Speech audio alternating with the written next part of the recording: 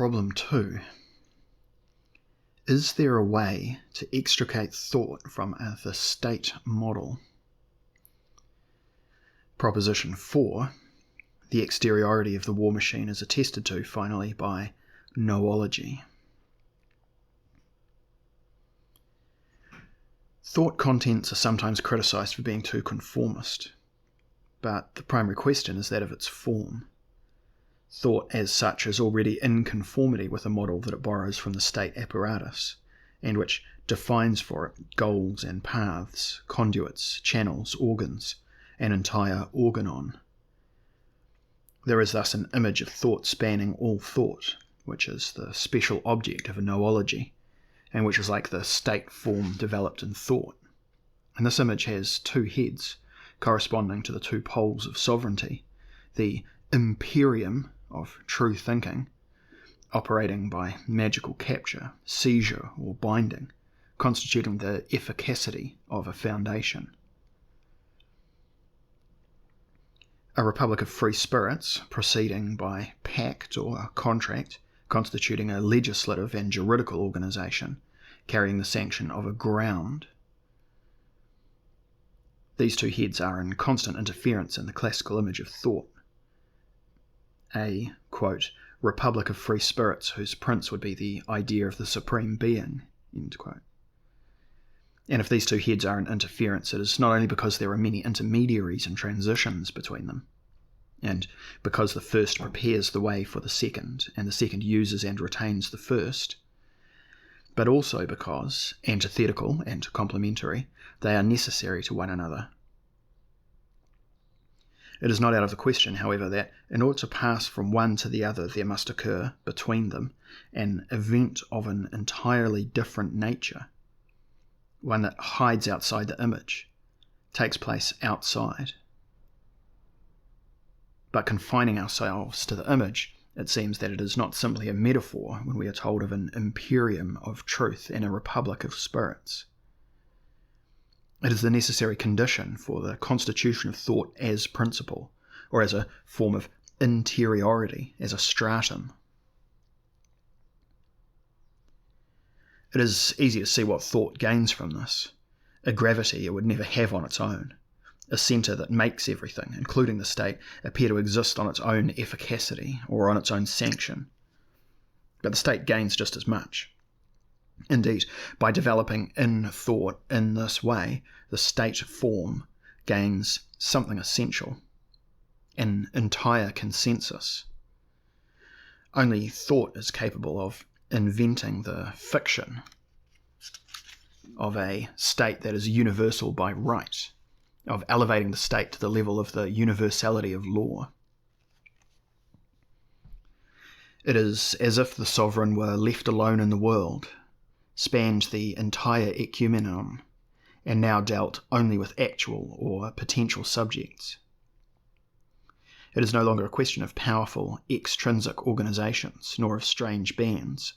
The state becomes the sole principle, separating rebel subjects who are consigned to the state of nature, from consenting subjects who rally to its form of their own accord. If it is advantageous for thought to prop itself up with the state, it is no less advantageous for the state to extend itself into thought, and to be sanctioned by it as the unique universal form. The particularity of states becomes merely an accident of fact, as is their possible perversity or their imperfection. For the modern state defines itself in principle as, quote, the rational and reasonable organisation of a community, end quote. The only remaining particularity a community has is interior or moral, the spirit of a people, at the same time as the community is funneled by its organisation toward the harmony of a universal, absolute spirit.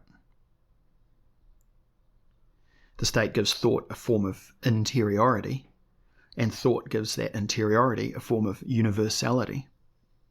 Quote, the goal of worldwide organisation is the satisfaction of reasonable individuals within particular free states, end quote. The exchange that takes place between the state and reason is a curious one, But that exchange is also an analytic proposition, since realized reason is identified with the state of right, just as the state, in fact, is the becoming of reason. In so-called modern philosophy, and in the so-called modern or rational state, everything revolves around the legislator and the subject. The state must realize the distinction between the legislator and the subject under formal conditions permitting thought, for its part, to conceptualize their identity. Be obedient always. The better you obey, the more you will be master, for you will only be obeying pure reason, in other words, yourself. Ever since philosophy assigned itself the role of ground, it has been giving the established powers its blessing, and tracing, decalcare, its doctrine of faculties onto the organs of state power. Common sense, the unity of all the faculties at the centre constituted by the cogito, is the state consensus raised to the absolute.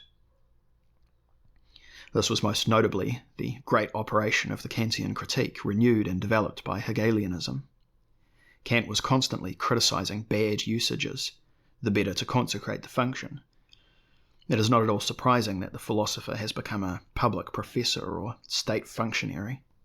It was all over the moment the state form inspired an image of thought, with full reciprocity. Doubtless the image itself assumes different contours in accordance with the variations on this form. It has not always delineated or designated the philosopher, and will not always delineate him. It is possible to pass from a magical function to a rational function. The poet in the archaic imperial state was able to play the role of image trainer. In modern states, the sociologist succeeded in replacing the philosopher, as, for example, when Durkheim and his disciples set out to give the Republic a secular model of thought. Even today, psychoanalysis lays claim to the role of cogitatio universalis as the thought of the law in a magical return. And there are quite a few other competitors and pretenders. Noology, which is distinct from ideology, is precisely the study of images of thought and their historicity. In a sense, it could be said that all this has no importance, that thought has never had anything but laughable gravity. But that is all that it requires for us not to take it seriously, because that makes it all the easier for it to think for us and to be forever engendering new functionaries. Because the less people take thought seriously, the more they think in conformity with what the state wants. Truly, what man of the state has not dreamed of that paltry, impossible thing, to be a thinker?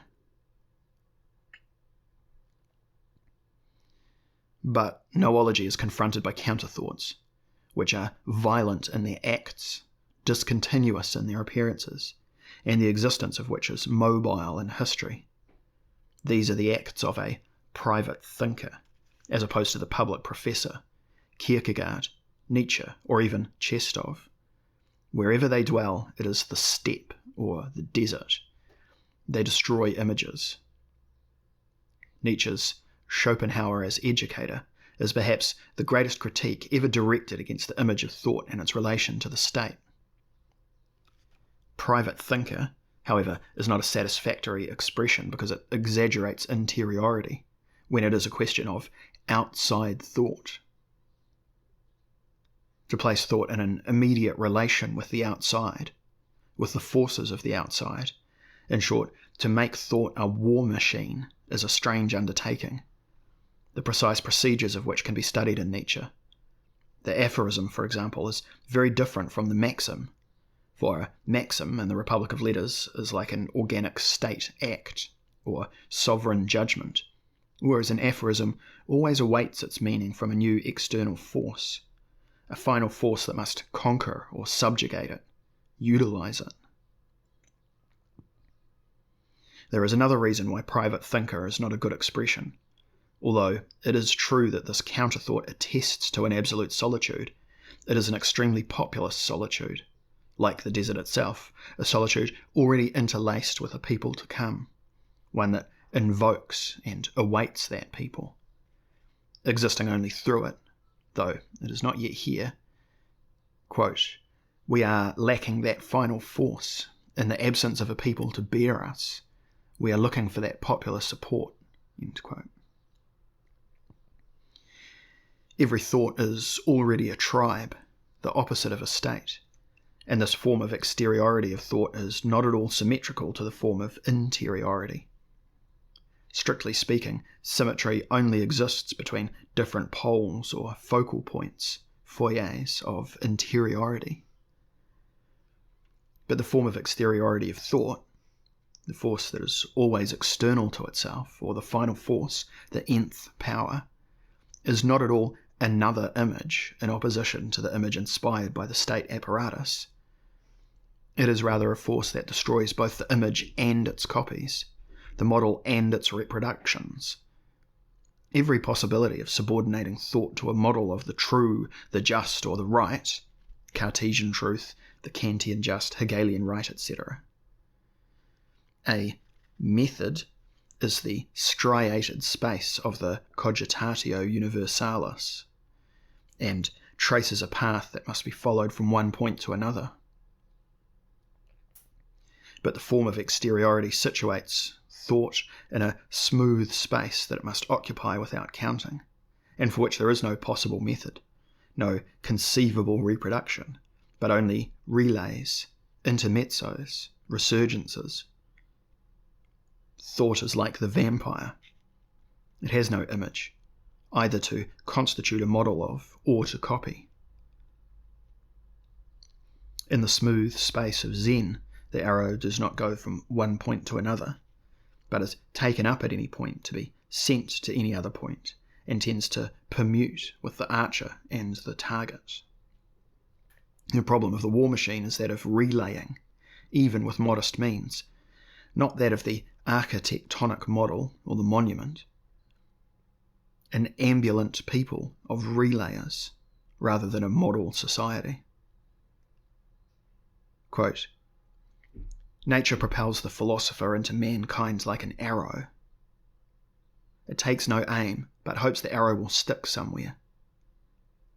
But countless times it misses and is depressed at the fact. The artist and the philosopher are evidence against the purposiveness of nature, as regards the means it employs, though they are always first-rate evidence as to the wisdom of its purpose.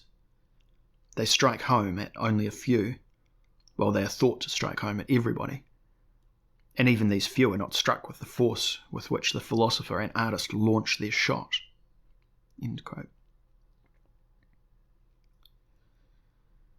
We have in mind in particular two pathetic texts, in the sense that in them thought is truly a pathos, an anti-logos, and an anti-mythos. One is the text by Artaud, in his letters to Jacques Rivière, explaining that thought operates on the basis of a central breakdown, that it lives solely by its own incapacity to take on form, bringing into relief only traits of expression in a material developing peripherally, in a pure milieu of exteriority, as a function of singularities impossible to universalize, of circumstances impossible to interiorize. The other is the text of Kleist, on the gradual formation of ideas in speech, über die allmähliche Verfertigung der Gedanken beim Reden. Kleist denounces the central interiority of the concept as a means of control, the control of speech, of language, but also of affects, circumstances, and even chance. He distinguishes this from thought as a proceeding, process, and a process, processus, a proceeding and a process. A bizarre anti-Platonic dialogue, an anti-dialogue between brother and sister where one speaks before knowing while the other relays before having understood. This, Kleist says, is the thought of the Gemüt, which proceeds like a general in a war machine should, or like a body charged with electricity, with pure intensity, quote, I mix inarticulate sounds, lengthen transitional terms, as well as using appositions when they are unnecessary, end quote. Gain some time, and then, perhaps, renounce or wait. The necessity of not having control over language, of being a foreigner in one's own language in order to draw speech to oneself and, quote, bring something incomprehensible into the world, end quote. Such is the form of exteriority, the relation between brother and sister, the becoming woman of the thinker, the becoming thought of the woman, the Gemüt that refuses to be controlled, that forms a war machine. A thought grappling with exterior forces instead of being gathered up in an interior form. Operating by relays instead of forming an image. An event thought. A hekaity instead of a subject thought. A problem thought instead of an essence thought or theorem. A thought that appeals to a people instead of taking itself for a government ministry. Is it by chance that whenever a thinker shoots an arrow, there is a man of the state, a shadow or an image of a man of the state that counsels and admonishes him and wants to assign him a target or aim? Jacques Rivière does not hesitate to respond to Artaud. Work at it. Keep on working. Things will come out all right. You will succeed in finding a method and in learning to express clearly what you think in essence. Cogitatio universalis. Rivière is not a head of state, but he would not be the last in the Nouvelle Revue Française to mistake himself for the secret prince in a republic of letters, or the grey eminence in a state of right. Lenz and Kleist confronted Goethe, that grandiose genius of all men of letters, a veritable man of the state, but that is not the worst of it. The worst is the way the texts of Kleist and Artaud themselves have ended up becoming monuments, inspiring a model to be copied, one far more insidious than the others. For the artificial stammerings and innumerable tracings, décalques, which claim to be their equal. The classical image of thought, and the striating of mental space it affects, aspires to universality. It, in effect, operates within two universals. It, in effect, operates with two universals. The whole as the final ground of being, or all-encompassing horizon, and the subject as the principle that converts being into being for us. Imperium and republic. Between the two, all of the varieties of the real and the true find their place in a striated mental space. From the double point of view of being and the subject, under the direction of a universal method.